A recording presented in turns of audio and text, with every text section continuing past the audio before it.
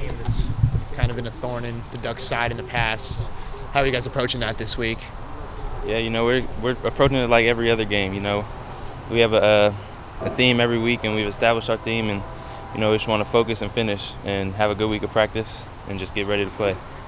You played them with Colorado in 2020, if I'm not mistaken. Do you remember any of those matchups? Who were you on most of that day? Yeah, I remember that game.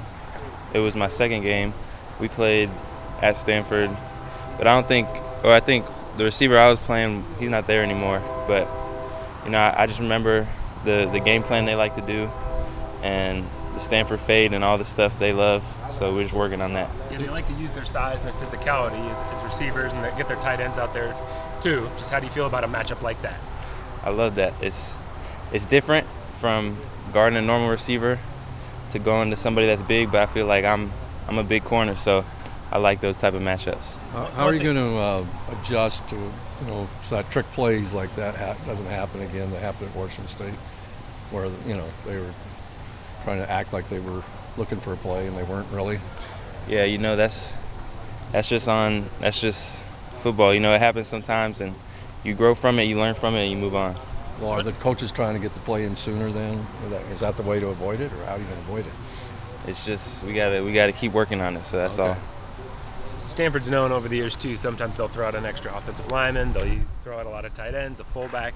Your offense is actually doing some of that. So the fact that they're running some of that stuff, do you see enough of that in like good-on-good periods or anything like that that can help you going into a matchup like this? Yeah, for sure. But then at the same time, it's just I gotta stick to my keys, read my keys, and just trust my film study and do what I gotta do.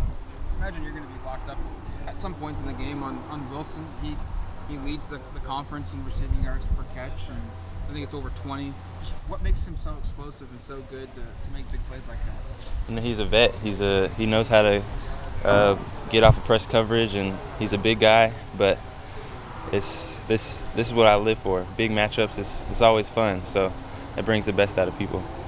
Does he remind you of anybody you've played before, Wilson?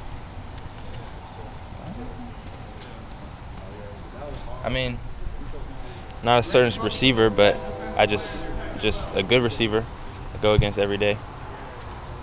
Anybody from the scout team is giving you guys kind of a specifically good look on those bigger receivers? All the scout team, they're doing a great job. They've done a great job every week. We work with the tight ends to get bigger bodies, to see them try to box us out, and they've been doing great. Sorry to repeat, but how much did you face Wilson back when you were at Colorado 2 years ago? I think I guarded him a couple times. I'm not too sure, but I was just watching film and getting ready to play him. Everybody can point out their size that makes them unique. Is that the biggest part of it, Christian? Is that they're just all 6'2" and 6'4" and 6'5" guys? Is that kind of the biggest part of this challenge this week?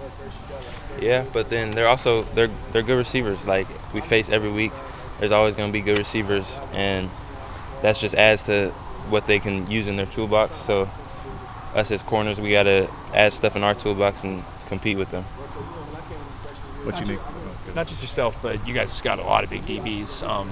Probably one of the bigger secondaries in the Pac-12. How do you guys think you match up as a whole with them? I think we match up well. Like you said, we all have size, so we can play those type of big body receivers, but we can also run with any type of speedy receiver. So I think it's a great matchup.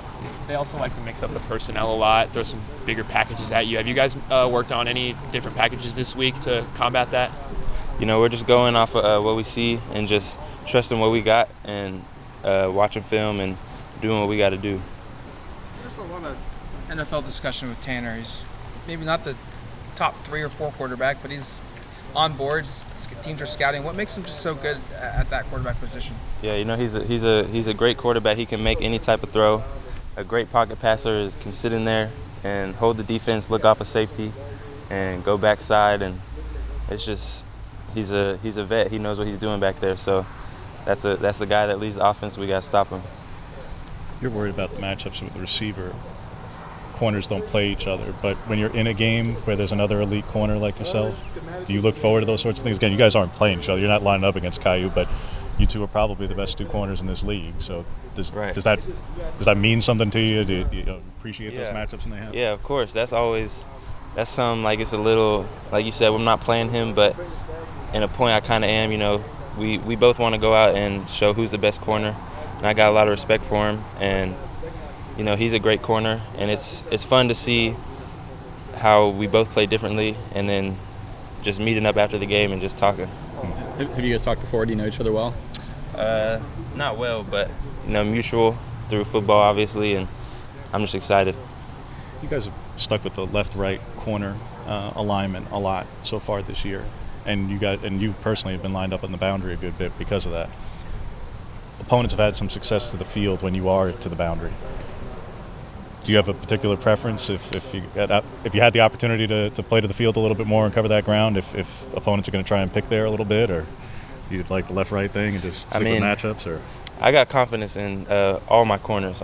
Whoever play on the other side of me, I know they're going to do their job when I do my job. And you know, it's kind of just like we never really practice specifically who's going to play where. You know, in practice, Coach Meade does a great job of making us switch each drive, so we get work on my right side, and then I go next drive I'll go play left side, so nobody get too comfortable on just playing one side. So I just like playing the game. Either side I'm on, I'm good with.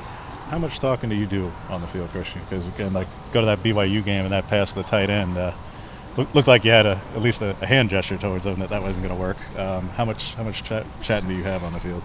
I mean, I never really think of doing it. It just kind of happens. You know, you got to play out there. You got to show how much it means.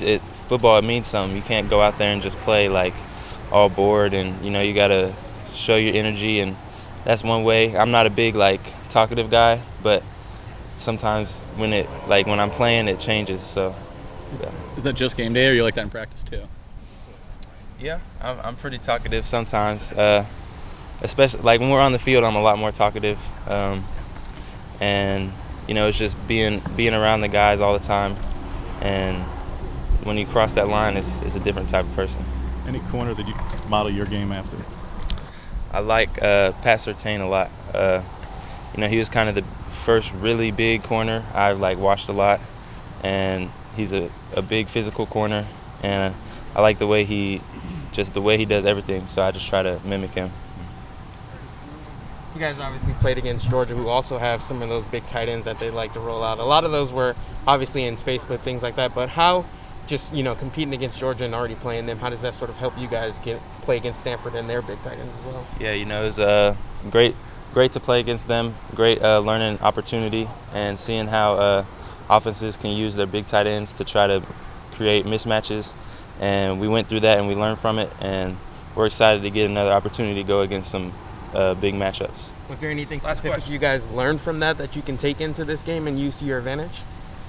Yeah, you know, we got to tackle well, make big tackles, make tackles in open space, and just do our game plan and focus and finish, like I said earlier.